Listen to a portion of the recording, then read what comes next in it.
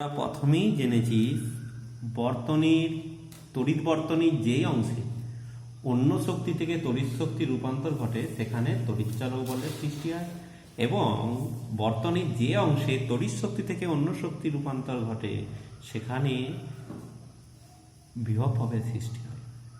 অর্থাৎ তড়িৎ শক্তি থেকে আমরা অন্য কোনো শক্তি অর্থাৎ কার্য পেতে পারি। তাহলে এই কার্যের পরিমাণ কত হবে? না, কার্যের পরিমাণ ডব্লু সমান হবে কত? না, কিউ ইন্টু ভি। আগে স্থির তড়িৎ চ্যাপ্টারে তোরা পড়েছিস ডব্লু সমান কিউ ইন্টু ভি।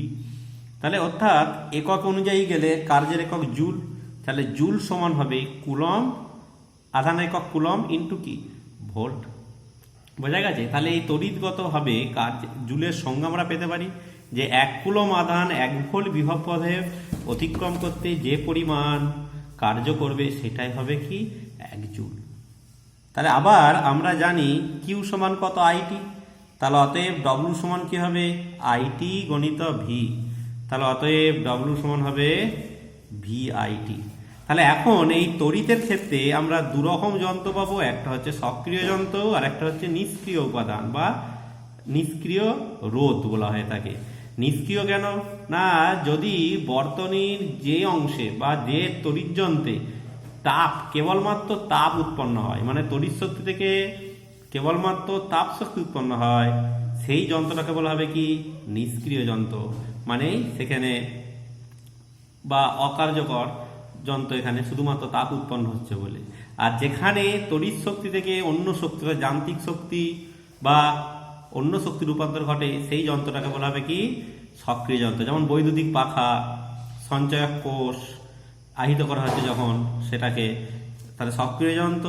তাহলে এখন এই সক্রিয় যন্ত্র আর নিষ্ক্রিয় যন্ত্রগুলো তোরা বুঝতে পারলি, তাহলে এবং তার উদাহরণ সম্পর্কে জানতে পারলি, তাহলে রোধকে নিষ্ক্রিয় রোধ কেন বলা হচ্ছে সেটাও জানলি। তাহলে অর্থাৎ একটা যদি ধর আমরা জানি শক্তি নিত্য সত্য অনুযায়ী যদি ধর একটা কোনো তড়িৎ উৎসের বিভব পাবে, তাহলে তড়িৎ উৎসের বিভব প্রভেদ ভি এবং উৎস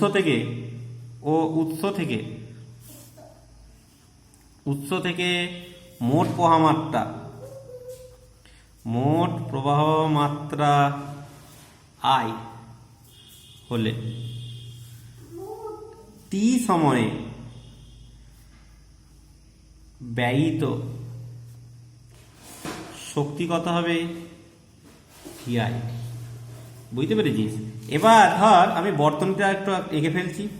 ধর এটা এই যে উৎস যার বিভব প্রভেদ ভি দিয়ে, এখান থেকে ধর এখানে একটা সক্রিয় যন্ত্র আছে, ধরা যাক একটা পাখায় ধর দিয়ে আছে, এখানে একটা সক্রিয় যন্ত্র আছে এবং এখানে নিষ্ক্রিয় বা অকার্যকর রোধ ধর দেওয়া রয়েছে।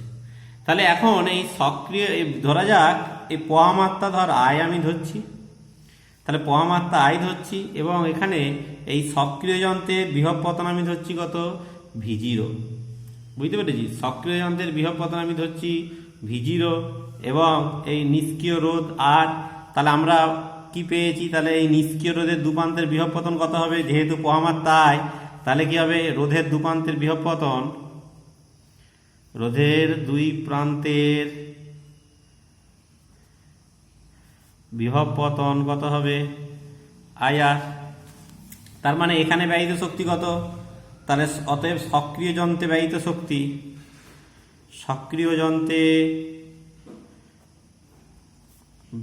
শক্তি কত হবে ভি0 আইটি, আর রোধে ব্যয়িত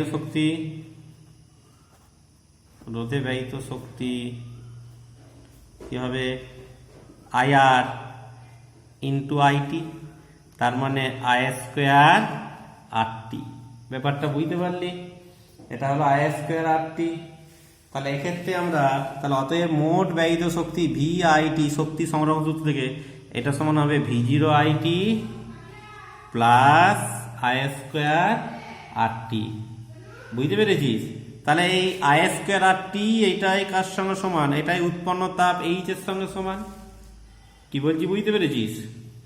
তাহলে অ্যাকচুয়ালি এটা এইচ না বলে এটা ডব্লু বলাই উচিত, তাহলে ডব্লু বলাই উচিত। তাহলে ডব্লু সমান কি জানিস? J H. তাহলে অতএব এইচ সমান হবে কত ডব্লু বাই জে, যে সমান তাপের যান্ত্রিক তুল্যাঙ্ক। এসআই পদ্ধতিতে জে সমান 1, সিজিএস পদ্ধতিতে জে সমান হবে 4.2 × 10⁷ আর্ক পার ক্যালোরি। এমকেএস পদ্ধতিতে যে জানিস এমকেএস পদ্ধতিতে যে সমান হবে 4.2 জুল পার কত ক্যালোরি। বুঝতে পেরেছিস? তাহলে এখান থেকে আমি যেটা পাচ্ছি দেখ, তাহলে ডব্লু সমান পেয়েছিস জে এইচ, তাহলে এইচ সমান আবার ডব্লু সমান কত, আবার ডব্লু সমান আই স্কোয়ার আর টি, তাহলে এইচ সমান কি পাবে I square R T by J. বুঝতে পেরেছিস? তাহলে এখান থেকে দেখ যখন আমি কি পাবো, যখন আই সমান 1, আর সমান 1, টি সমান 1, জে সমান কি হবে 1/h, অর্থাৎ একক সময়ে একক রোধের মধ্য দিয়ে যদি একক প্রবাহমাত্রা যায়, তাহলে একক সময়ে যে পরিমাণ তাপ উৎপন্ন হয় তার অনন্যককেই বলা হবে কি তাপের যান্ত্রিক তুল্যাঙ্ক। বুঝতে পেরেছিস? তাহলে এই ব্যাপারটা জানতে পারলি। তাহলে এখন বৈদ্যুতিক যন্ত্রের ক্ষমতা কি হবে তোরা জানিস।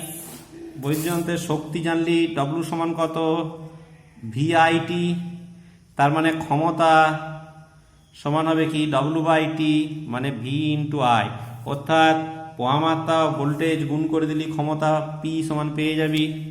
বুঝতে পেরেছিস? তড়িৎ যন্ত্রের ক্ষমতা পেয়ে গেলি, এবং ক্ষমতার একক জানিস তোর হচ্ছে ওয়াট। ঠিক আছে? এছাড়াও বড় একক জানিস অশ্ব ক্ষমতা বা হর্স পাওয়ার 1 HP, মানে 746 ওয়াট। এই যে বিভিন্ন বৈদ্যুতিক মোটরের ক্ষমতা বুঝতে এইচপি কথাটা ব্যবহার করা হয়ে থাকে জানিস। বুঝতে পেরেছিস?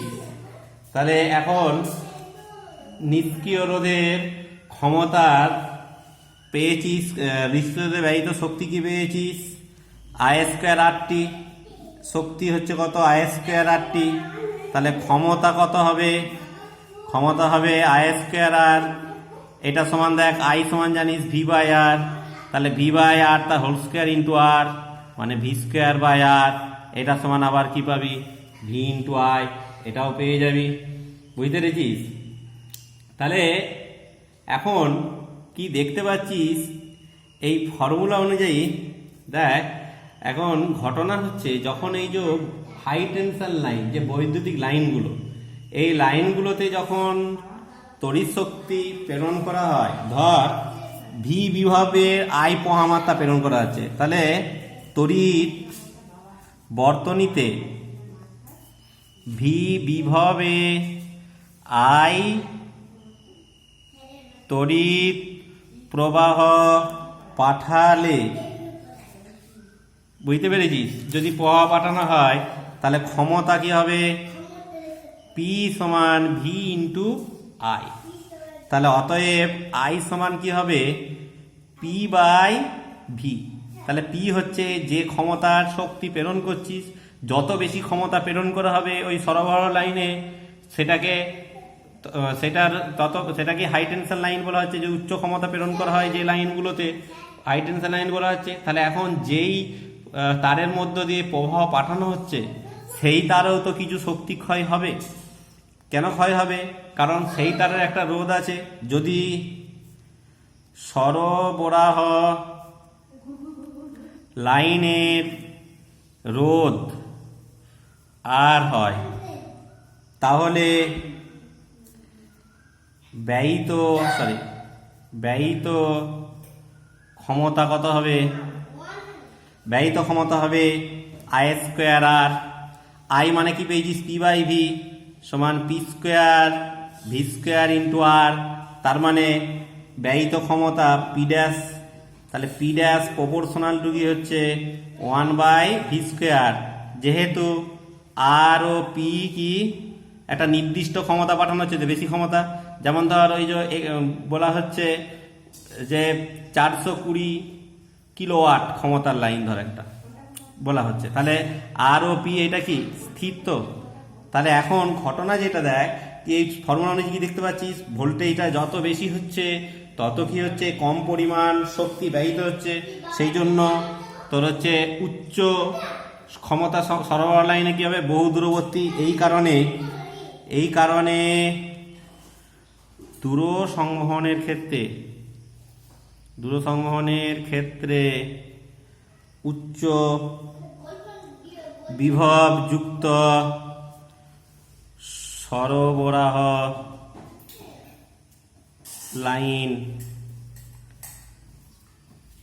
ব্যবহার করা হয়। এটা কিন্তু কোশ্চেন পড়ে যে দূরবর্তী স্থানে তড়িৎ শক্তি প্রেরণের জন্য উচ্চ ক্ষমতা সরবরাহ লাইন ব্যবহার করা হয় কেন। তাহলে উত্তরটা দিতে পারবি, বুঝতে পেরেছিস। এবার আমরা তোর হচ্ছে তড়িৎ বর্তনীতে ব্যয়িত ক্ষমতার রাশিমালা বের করব। তাহলে ব্যয়িত ক্ষমতা বলতে অ্যাকচুয়ালি ঘটনা হচ্ছে যেটা, যে তোর একটা তড়িৎ কোষ বা ব্যাটারি যদি একটা বহির্বর্তনীর সঙ্গে যুক্ত করা হয়, তাহলে তার ক্ষেত্রে যে ব্যয়িত ক্ষমতা কখন বেশি হবে সেটা আমরা বের করতে চাইছি।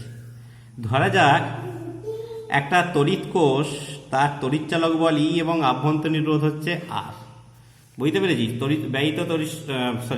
তার তড়িৎচালক বল তোর হচ্ছে ই এবং রোধ, আভ্যন্তরীণ রোধ কত ই, বহির্বর্তনীয় রোধ আর। তাহলে পোয়ামার তাই, তাহলে আই সমান কি পাবি, E by R plus small r. তাহলে ব্যয়িত ক্ষমতা পি জিরো সমান হবে I square R plus small r সমান E square by R plus r. এটা হলো বর্তনীতে মোট ব্যয়িত ক্ষমতা, বর্তনীতে। তাহলে এখন বহির্বর্তনীতে ক্ষমতা, তাহলে এটা কি মোট ব্যয়িত ক্ষমতা। তাহলে এই মোট ব্যয়িত ক্ষমতার কিছুটা বহির্বর্তনী, কিছুটা অন্তর্বর্তনীতে, কারণ আভ্যন্তরীণ রোধ আছে। তাহলে বহির্বর্তনীর ক্ষমতা কত হবে, সেটা পি সমান হবে আই স্কোয়ার আর।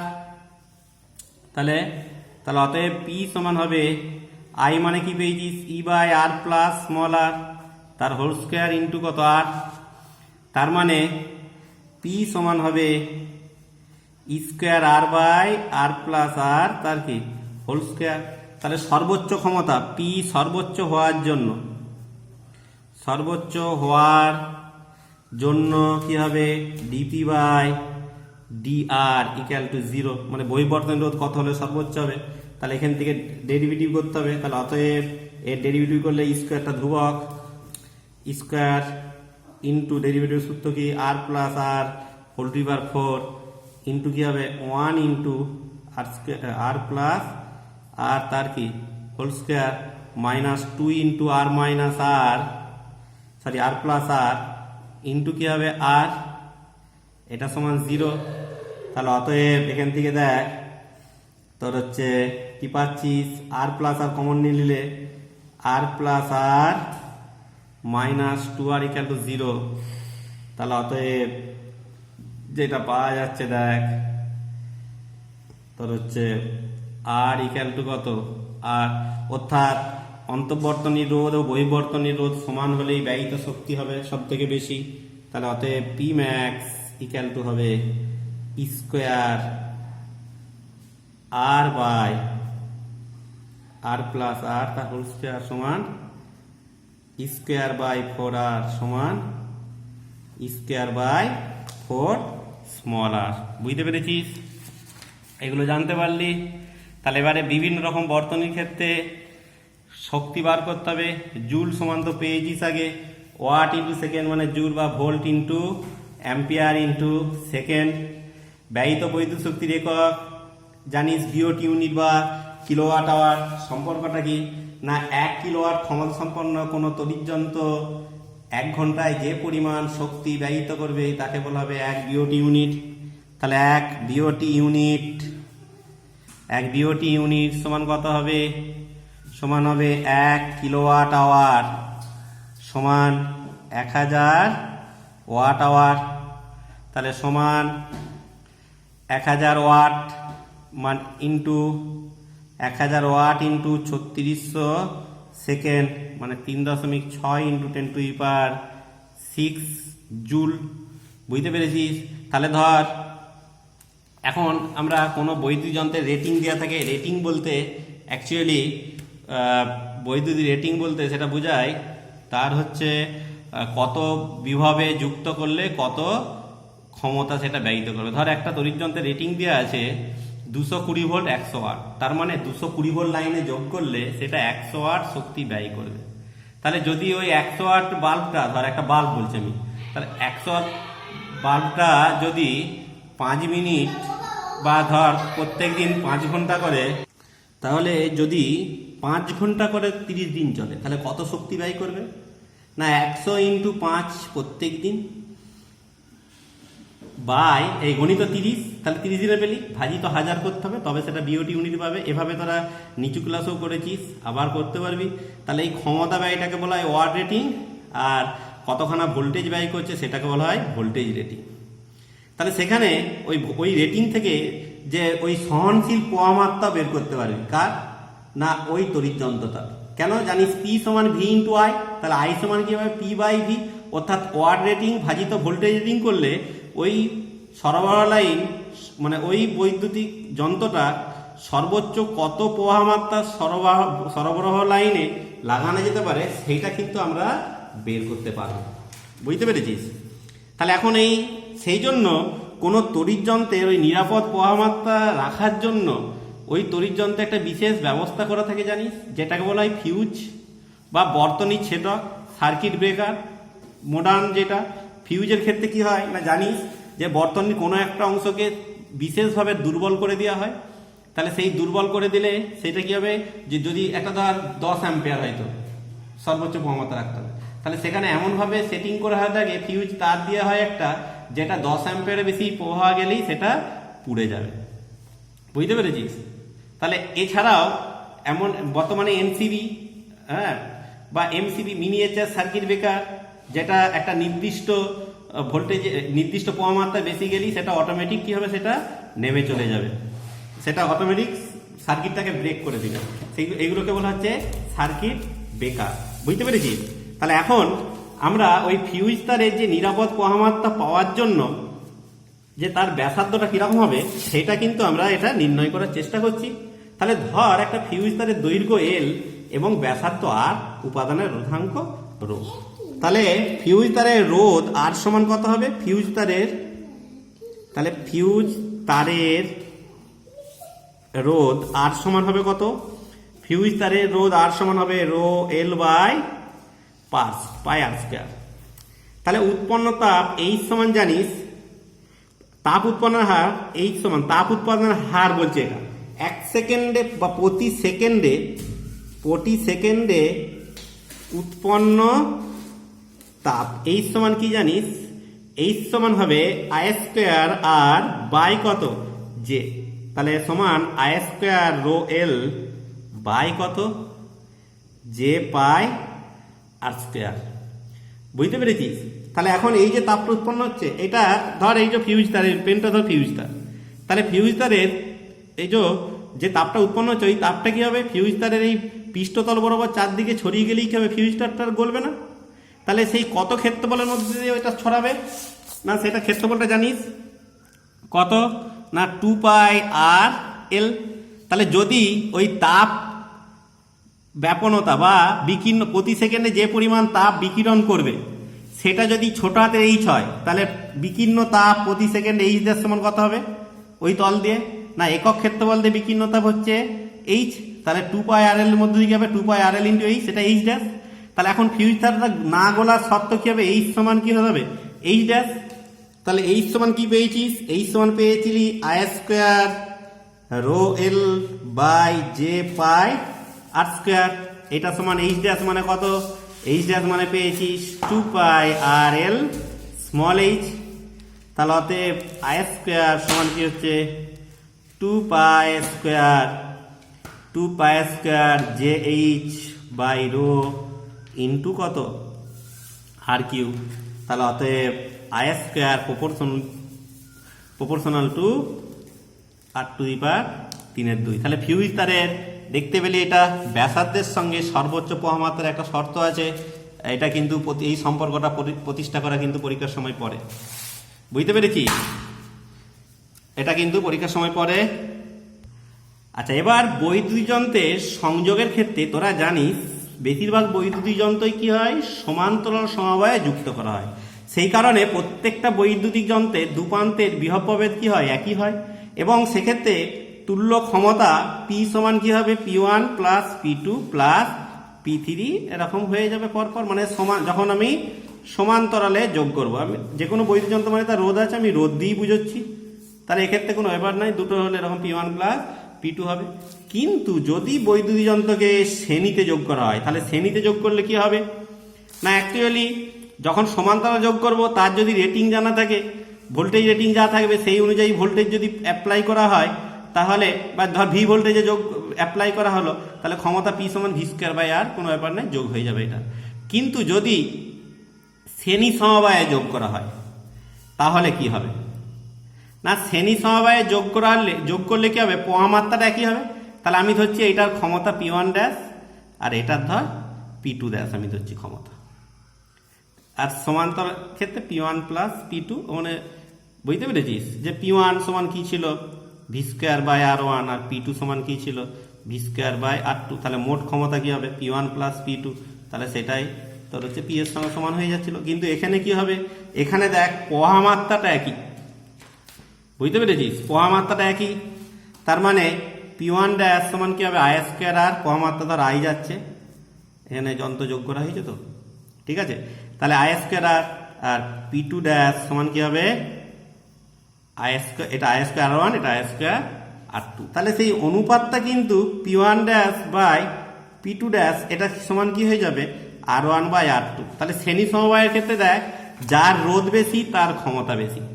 কিন্তু সমান্তরাল সমবায়ের ক্ষেত্রে কি হচ্ছে, দেখ সমান্তরাল ক্ষেত্রে দেখ P1/P2 যদি করি, সেটা কি হবে R2 কি হচ্ছে R1। তার মানে ব্যস্তানুপাতিক, মানে অর্থাৎ যার রোধ কম তার ক্ষমতা বেশি, যার রোধ বেশি তার ক্ষমতা কম সমান্তরালের ক্ষেত্রে। তার মানে অর্থাৎ আমাদের যে যন্ত্রগুলো রেটিং দেওয়া থাকে, যার ক্ষমতা বেশি, যার ওয়াট রেটিং বেশি তার রোধ কম, আর যার ওয়াট রেটিং কম তার রোধ বেশি। এটা বুঝতে পারলি?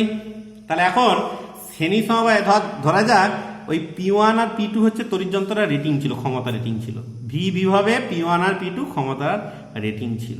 তাহলে এখন ওইটাকে যখন এই শ্রেণী সমবায়ে যোগ করব, তার রেটিংটা কি দাঁড়াবে, তার রেটিংটা মোট রেটিং দাঁড়াচ্ছে P ড্যাশ সমান কি পেলি, P1 ড্যাশ প্লাস কত P2 ড্যাশ, মানে I² × R1 প্লাস R2।